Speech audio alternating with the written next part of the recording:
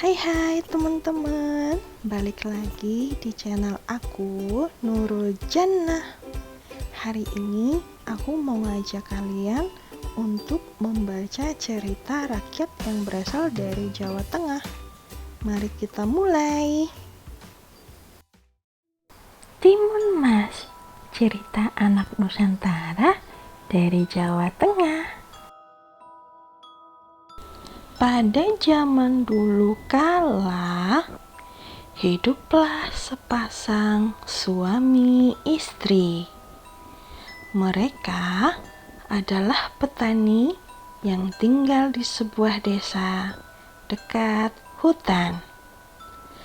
Mereka hidup bahagia. Sayangnya, mereka belum dikaruniai seorang anak.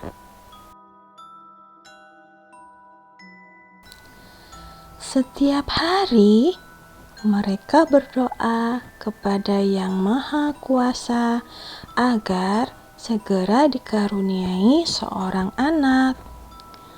Suatu hari, seorang raksasa melewati tempat tinggal mereka. Raksasa itu kemudian memberi mereka sebuah biji mentimun.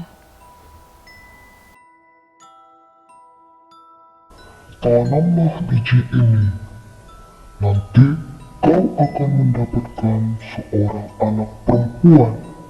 Kata raksasa. Terima kasih raksasa, Kata suami istri itu. Tapi ada syaratnya.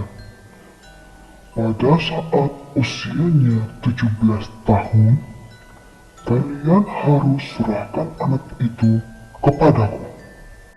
Sahut raksasa.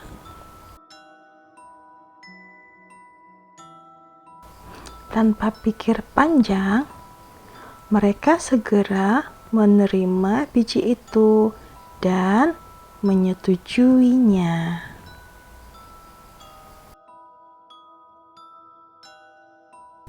Suami istri itu kemudian menanam biji mentimun itu.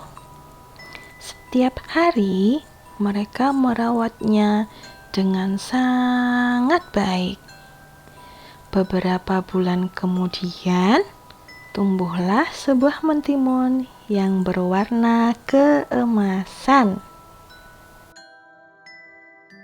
Buah mentimun itu semakin lama semakin besar dan berat. Ketika masak, mereka memetiknya.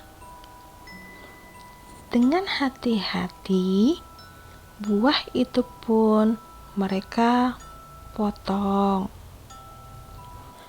Betapa terkejutnya mereka, karena di dalam mentimun itu ada seorang anak bayi perempuan yang cantik dan lucu. Tahun demi tahun berlalu, Timun Mas tumbuh menjadi gadis yang cantik jelita. Kedua orang tuanya sangat bangga padanya.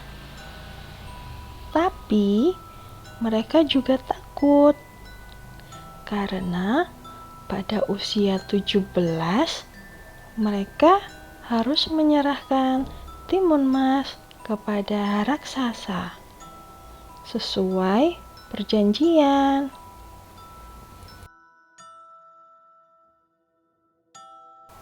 Ketika Timun Mas berumur 17 tahun, si raksasa datang. Pak Tani berkata,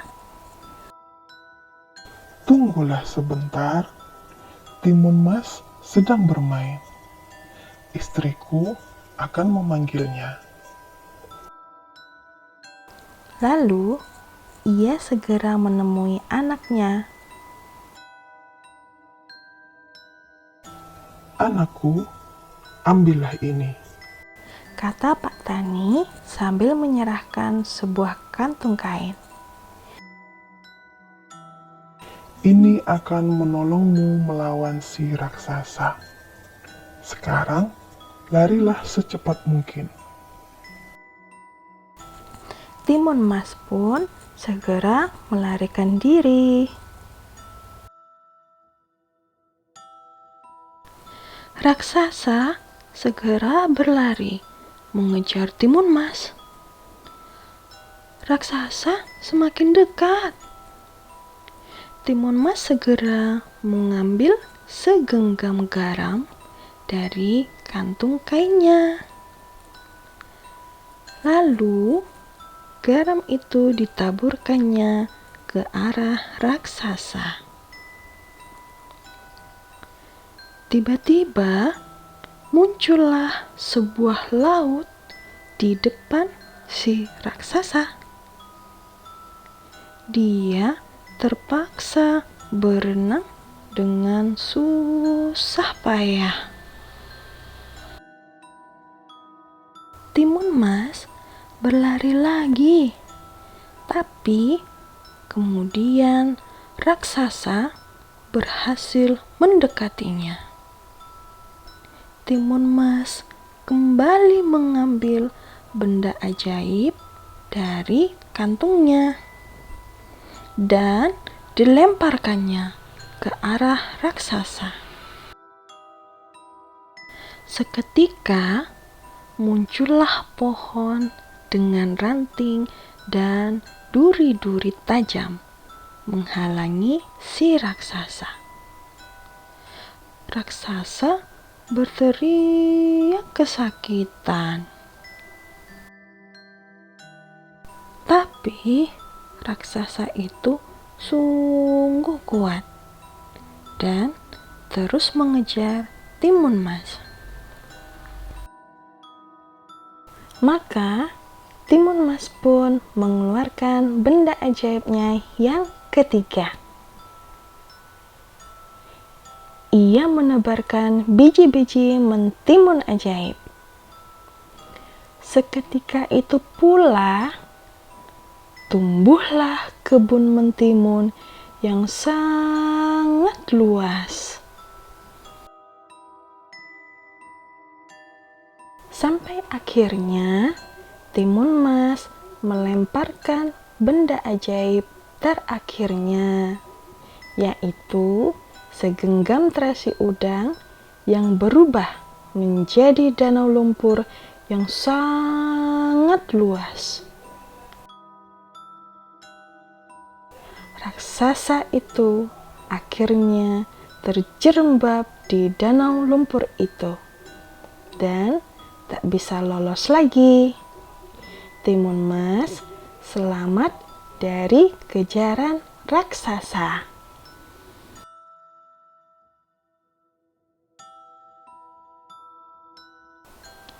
Timun Mas pun kembali ke rumah orang tuanya.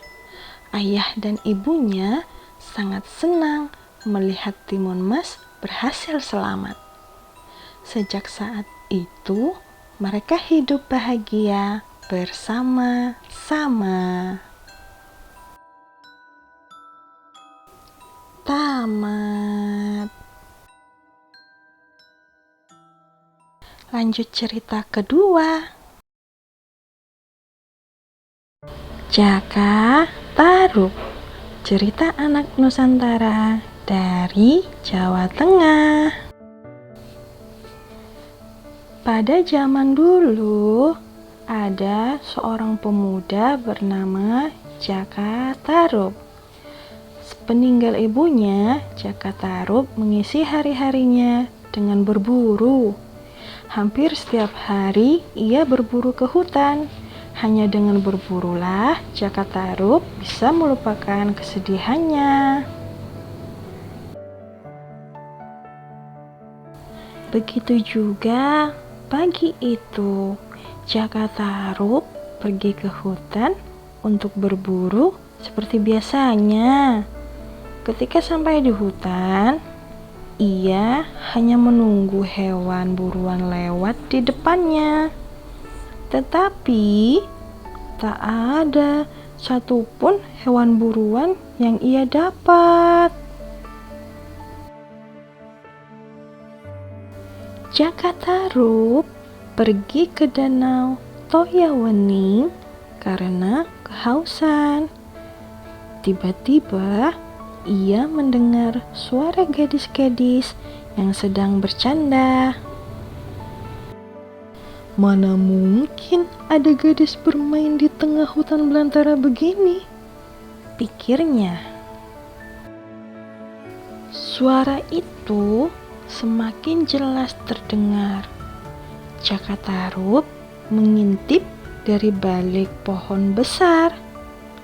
Alangkah terkejutnya ketika dia menyaksikan 7 gadis cantik sedang bermain-main di danau Toyawening. Semuanya berwajah cantik. Dari percakapan mereka, Jakatarup tahu kalau 7 gadis itu adalah bidadari yang turun dari kayangan. Apakah ini arti mimpiku waktu itu? Pikirnya senang. Jakatarup melihat ada tumpukan selendang di atas sebuah batu besar di pinggir danau. Selendang-selendang itu memiliki warna yang berbeda-beda. Jakatarup berniat mengambil salah satunya.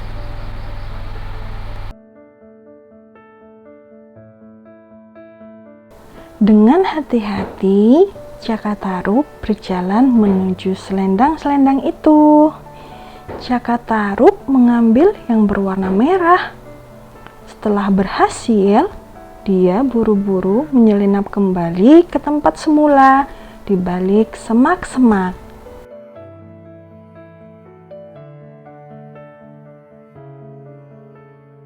Tiba-tiba terdengar aba-aba dari seorang bidadari.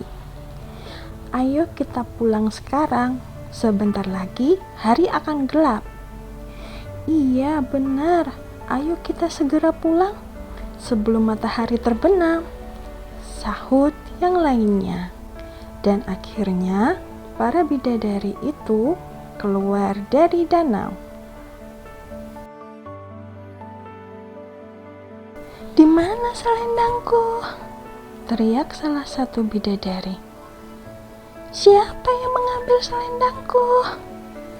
Di mana kau taruh selendangmu, Nawang Wulan? Tanya yang lain.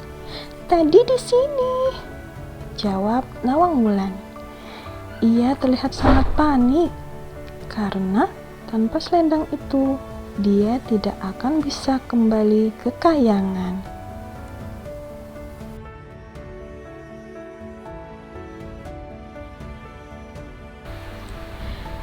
Karena hari sudah mulai gelap, yang lain terpaksa meninggalkan Nawang Wulan sendirian. Dia hanya bisa melambaikan tangan kepada keenam temannya yang terbang menuju kahyangan. Mungkin sudah nasibku untuk menjadi penghuni bumi, pikir Nawang Wulan sambil menangis. Dia lalu bergumam, barang siapa bisa menolongku, akan kujadikan saudara jika perempuan. Jika dia laki-laki, akan kujadikan suamiku. Lalu Jakatarup pun muncul dari balik pohon untuk menolong Nawang Wulan.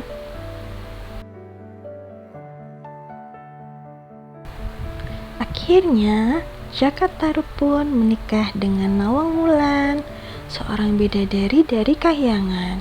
Mereka pun dikarunia seorang putri yang sangat cantik yang diberi nama Nawangsi. Tamat.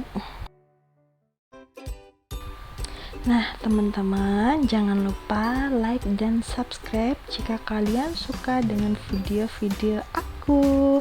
Sampai jumpa, bye-bye.